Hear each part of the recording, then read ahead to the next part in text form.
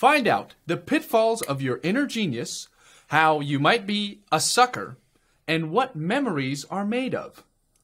Right after this awesome intro.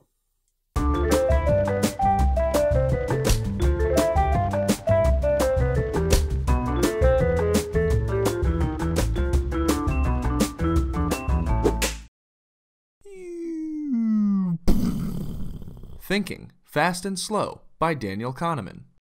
This was written by world-renowned brilliant psychologist Daniel Kahneman.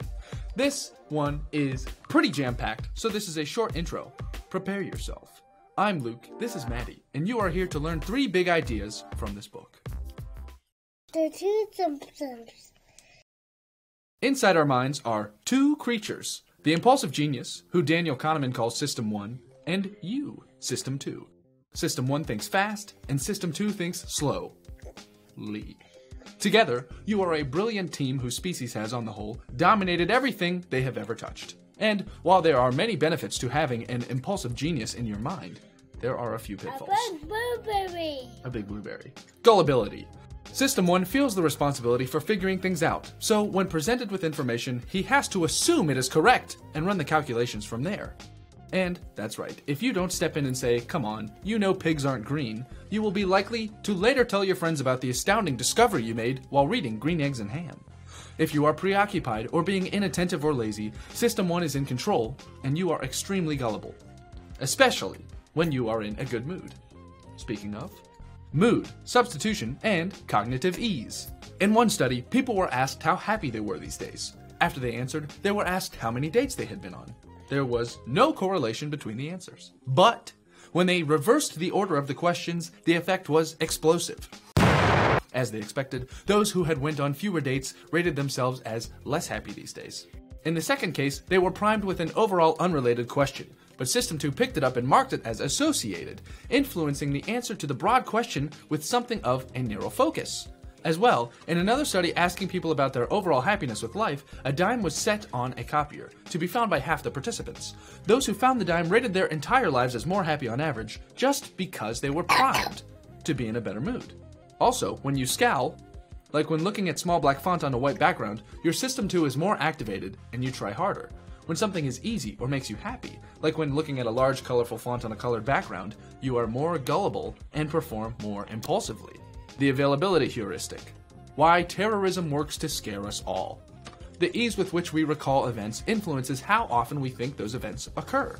If you are told to list 3 moments in which you were assertive, they come quickly to your mind and you will rank yourself as assertive.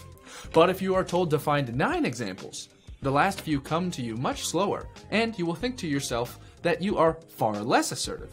You, the same person, but 2 different judgments of yourself. Availability is fluency plus emotional charge. This is why, when the news blasts you once a week with terrorism news and threats, you are more likely to be very scared, when it's not really much to worry about in relation to other problems. System 1 works under the impression that what you see is all there is. You can overcome the impulses of System 1 through self-control. But System 1 is always on, and he never gets tired. This is important to recognize, because this has important effects. Econs and Humans. Econs are humans as according to the economic model that capitalism was built on and economists plan through. Humans are people from the real world. People I also like to call suckers. Framing effects. Sugar is bad for health. One bar has the phrase 90% non-sugar. The other has the phrase 10% sugar. Same bar, same sugar, not same response. System 1 jumps out of his chair and shakes you, yelling, Look, that one is 90% non-sugar. No contest. And they thought we would get the 10% sugar. Once again, without the vigilance of System 2, System 1 will be swayed by how the information is presented. Very good. Good job. Anchoring. Be warned, you may die from learning this. What? How tall is the tallest redwood? People who were primed with 1,200 feet said 844 feet on average, and those primed with 180 feet said 282 feet on average, a difference of 562 feet. But guess what? It works with random numbers too. Participants were asked a question about the UN. The answer would be a percentage. In the background, a rigged wheel of fortune had been spun. If the wheel landed on 10, the average answer to the percentage question was 25%. And if the wheel landed on 65, the average answer was 45%. And the wheel had nothing to do with the question, but it still had a huge impact on the answers. And the worst one: judges, loaded dice, shoplifting woman, sentencing. Dice said 3, average sentence 5 months. Dice said 9, average sentence 8 months. Keeping score. The impulsive genius that's in our heads with us tracks our status, our money, and many other accounts by compartmentalizing them by context. Here's an example. Say you bought some $80 tickets to a show, then you lost the tickets. Would you buy tickets to the show again? Not likely. No way you're spending double to see this show. Now, say you check your wallet before buying the tickets to find you've lost the $80, the equivalent amount, except in cash. Do you still buy the tickets? Probably. Though this is the same financial loss in both examples, according to System 1, the money lost comes from 2 separate accounts. The loss or gain is judged from the reference point of the account. Negativity bias. But account score is also influenced and affected by negativity bias. Bad is stronger than good, realistically and symbolically. Animals fight harder to avoid losses than to gain, and professional golfers putt better to avoid bogey than to get birdie. It's true. And the worst part of this is the sunk cost fallacy.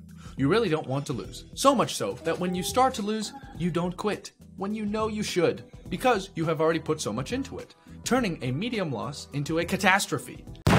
This happens in wars, in businesses, and all over, due to System 1 keeping score, tracking wins and losses relative to specific contextual accounts.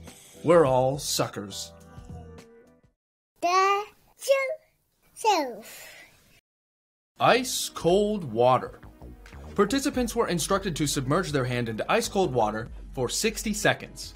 Then they were asked to hold their hand in the water again, ice cold remember, for 60 seconds. Then the study runners turned the temperature up by a few degrees and the participants kept their hands in for an extra 30 seconds. So recap, first trial, pain for 60 seconds. Next trial, pain for 60 seconds, then slightly decreased pain for 30 more seconds. Then they were asked to do the trial again, but they could pick which one they wanted to do. At this point, you probably won't be surprised to know the majority picked the 90 seconds of pain. Huh? Here, you and System 1 are divided again. You, the experiential self, would have chosen to do less pain, but System 1 has already filed the experience away, bookmarking 2 important factors to draw from. When remembering the experience, System 1 averages the peak experience plus the end experience. The memory of the first trial was peak experience pain and end experience pain for an average of pain. The memory of the second trial was peak experience pain and end experience slightly less pain for an average that was in between pain and slightly less pain, which meant this was the better memory. It was not the better experience, but most didn't consider this and chose what they remembered as better. The duration of the experience is not a factor that is considered in memory. Memories are stories that combine peak experience and end experience. This is how you remember and rate the shows you watch, your marriage, and your vacations. Concoct your experiences with this in mind. Have a really great time at least once, and make sure it ends well. Wake up. Wake up.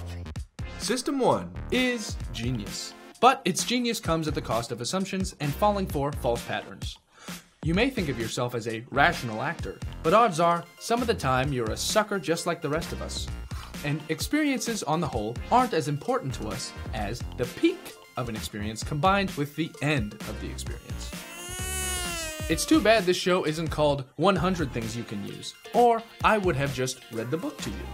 Incredibly smart, sciencey, and full of studies, Daniel Kahneman still is able to get the idea across and even expresses how you would recognize these different effects in normal day-to-day life.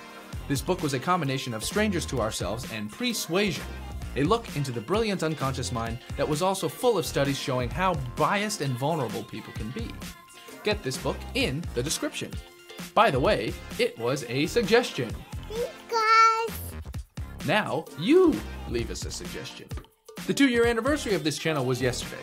How cool! Subscribe if you haven't already so you don't miss next week's video, and we'll see you next week. Bye. Bye. Average.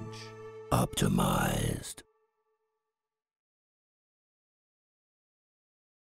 This is pink. It's red. It's pink. Okay. And the worst part of this is the sunk cost fallacy. This is red. That's right.